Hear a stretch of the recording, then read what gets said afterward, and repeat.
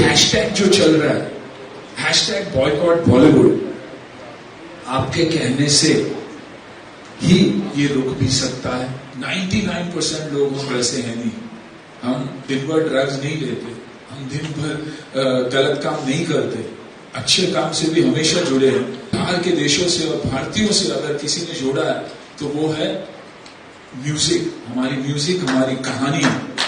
तो I think उस पर अगर हम ध्यान दें और आदरणीय प्रधानमंत्री जी से भी अगर आप ये कहे तो बहुत फर्क पड़ सकता है। नमस्ते, मैं हूं संजय दीक्षित और आप देख रहे हैं दी जयपुर डायलॉग्स। आपने अभी एक क्लिप देखी, अब उस क्लिप को थोड़ा सा डिकोड कीजिए।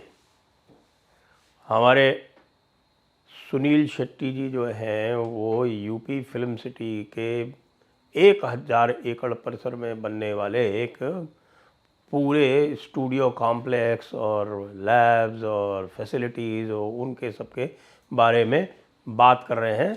उसके बारे में बात कम कर रहे हैं, उनको परेशानी ये है कि बॉलीवुड बेचारा बदनाम हो गया, कि बॉलीवुड में लोग जो हैं बॉयकॉट बॉलीवुड का हैशटैग चला रहे हैं। अरे भाई, आपके वाईआरएफ ने, आपके करण जौहर ने, आपके शाहरुख खान ने, आपके सबने ये कह दिया कि भाई हम तो बड़े पॉजिटिव लोग हैं और हमें इस बॉयकॉट बॉलीवुड से कोई अंतर नहीं पड़ता। तो सुनील शेट्टी जी, आप ऐसा क्यों कह रहे हैं? एक बात। और दूसरी बात, आप ये कह रहे हैं कि केवल 1% लोग ख़राब हैं। अब 1% अगर हम, पता नहीं आप किस हिसाब से बता रहे हैं, 1% में आप सारे जितने भी आपके जो टेक्नीशियंस हैं, जो आपके नीचे वाले कर्मचारी हैं और स्पॉट बॉयज़ हैं, उनको सबको भी आपने शामिल कर लिया है क्या? या आपने जो बॉलीवुड के बड़े बड़े खिलाड़ी हैं उन तक सीमित रखा है? क्योंकि बॉलीवुड के जो बड़े खिलाड़ी हैं, जो आपके प्रोड्यूसर्स हैं, जो आपके डायरेक्टर्स हैं, उसमें तो ये 1% वाला तो मुझे लगता है उल्टा बोलना चाहिए आपको। उसमें तो 99% ऐसे हो गए हैं जो पूरी तरह से उर्दू वुड चलाते हैं, जो भारत का अपमान करते हैं, जो सनातन धर्म का, हिंदुओं का अपमान करते हैं, हिंदुओं के देवी देवताओं का अपमान करते हैं, राष्ट्र के जो द्रोही हैं उनका सम्मान करते हैं, पाकिस्तान वालों को अपने यहाँ पूरी स्पेस देते हैं। उसमें आपके यहाँ खान ब्रदर्स हैं, ख़ास तौर से शाहरुख खान और आमिर खान, जिनका काम ही यही है कि किस प्रकार से हिंदू देवी देवताओं का अपमान किया जाए, उनको नीचा दिखाया जाए और एक प्रकार का ऐसा कीड़ा घोला जाए जनमानस में जिससे वे अपनी परंपरा को, अपने परिवेश को, अपनी थाती को और अपनी विरासत को बिल्कुल हेय मानने लगे, उससे घृणा करने लगे। और ऐसा काम करते करते अब आप ये देखिए, वो एक नसीरुद्दीन शाह साहब हैं, आज उनकी बेगम साहिबा रत्ना पाठक शाह जी जो हैं, जिन्होंने अपने दोनों बेटों के नाम जो हैं वो अरबी फ़ारसी में रखे हैं। तो जो कहते हैं ना कि साहब कि हमने तो जो है वो विवाह किया है, स्पेशल मैरिज एक्ट में हमने अपना धर्म परिवर्तन नहीं किया, जो महिलाएं ये कहती हैं, उनसे सबसे ये पूछना चाहिए कि देवी जी, आपने अपने बच्चों के नाम जो है वो अरबी फ़ारसी क्यों रखे? करीना खान से पूछिए ना, उन्होंने तो तैमूर और जहांगीर रख दिया।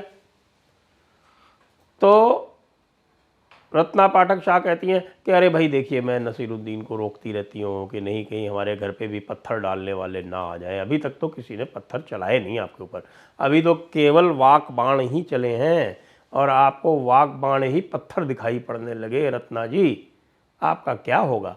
और हमारे शाहरुख खान साहब जो हैं वो कह रहे हैं कि पॉजिटिव रहना चाहिए। तो भाई पॉजिटिव रहो ना भाई, जो भी आपकी आलोचना हो रही है उसमें से पॉजिटिविटी ढूंढो, उसमें से अब आप जो है वो राष्ट्र प्रेम, राष्ट्रीय एकता, राष्ट्रीय समानता, इन सब की जो धारणाएं हैं इनको आगे लाओ, नेशनल इंटीग्रेशन करो, समाज में पॉजिटिव वैल्यूज़ बढ़ाओ, एक समाज को झुठलाने का प्रयास मत करो, शरीयत को थोपने का प्रयास मत करो। और ये जो जाते हो ना ये दरगाहों पर, इसका जो है प्रचार प्रसार बंद कर दो। जाते हो तो भाई अपने हिसाब से जाओ, दूसरों को बताने की क्या ज़रूरत है? सुनील शेट्टी जी, दरगाहों पर तो मैंने आपको भी जाते देखा है, वैसे ऐसी बात नहीं है। हाँ, जो हिंदी फिल्म प्रमोट करने जाते हो दरगाहों पे जाते हो, फिर कहते हो साहब कि केवल एक सड़ा एप्पल जो है, एक सड़ा सेब, वो हमारे यहाँ एक रॉटन एप्पल कोई है, तो वो रॉटन एप्पल से इंडस्ट्री को ना देखा जाए। तो पहली बात, ये रॉटन एप्पल कौन है? यानी सुनील शेट्टी जी, आपने शाहरुख खान को रॉटन एप्पल कह दिया क्या? आपने करण जौहर को रॉटन एप्पल कह दिया क्या? आपने आमिर खान को रॉटन एप्पल कह दिया क्या? आपने इनके साथ जुड़े हुए बड़े बड़े जो बैनर्स हैं और जो बड़े बड़े स्क्रिप्ट राइटर और इस तरह के जो हैं वो सारे उर्दू वुड वाले, उनको सबको रॉटन एप्पल कह दिया, तो इनको मिला के तो भाई ये 99% हो जाएगा। अब आपने उसमें करामात ये की है कि आपने जो है स्पॉट बॉय तक नीचे लेके और चाय पिलाने वाले तक जितने भी कर्मचारी हैं सारे यूनिट्स के और स्टूडियो के, उनको जब सम्मिलित कर लिया, जिनकी कोई से नहीं होती, जिनका कोई रोल नहीं होता, अब उसको मिलाएंगे तो यही वाली बात हो गई कि साहब की कैबिनेट तो निर्णय जो लेती है वो तो 60-70 लोग होते हैं। तो आप कहेंगे आपकी भारत का निर्णय तो कोई यदि खराब होता है तो 0.000001% लोग ले रहे हैं। अरे भाई, भारत का निर्णय 100% लोग लेते हैं। लेकिन मज़े की बात यह है कि आपने संभवतः जो योगी जी ने आपको उत्तर दिया उसके ऊपर आपने मनन नहीं किया, क्योंकि आप जो बाहर आके जो है वो योगी जी के रिस्पॉन्स से बड़े प्रसन्न दिखे। लेकिन भाई, योगी जी ने आपको क्या कहा? योगी जी ने कहा कि देखिए, हर चीज़ को आपको जो है वो पॉजिटिव वे में लेना चाहिए। तो वो तो यही कह रहे हैं जो आपके आका लोग कह रहे हैं, फिर आप परेशान क्यों?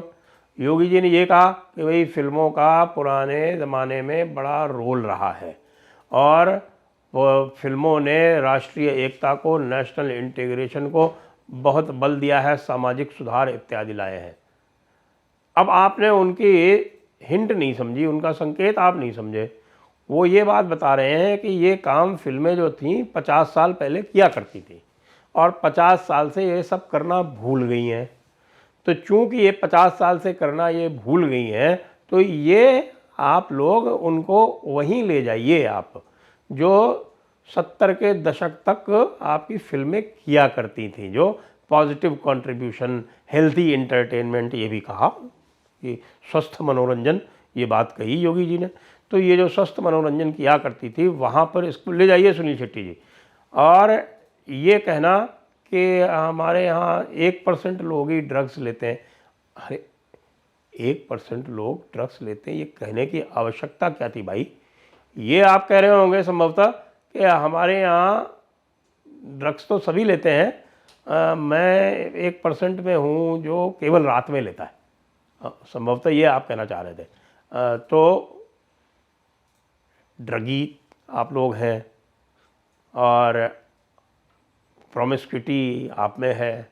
आपके यहाँ जो बातें होती हैं, को जैसे रत्ना पाठक शाह की मैं आज बात कर रहा था, तो एक बार वो करवा चौथ का मजाक उड़ा रही थी।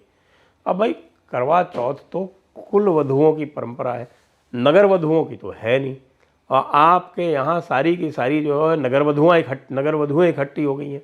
नगर वधुओं के साथ साथ उनके जो सौदा करने वाले वो इकट्ठे हैं। तो इस इंडस्ट्री को, इस बॉलीवुड इंडस्ट्री को किसी प्रकार का आदर सत्कार क्यों कर जनता देगी?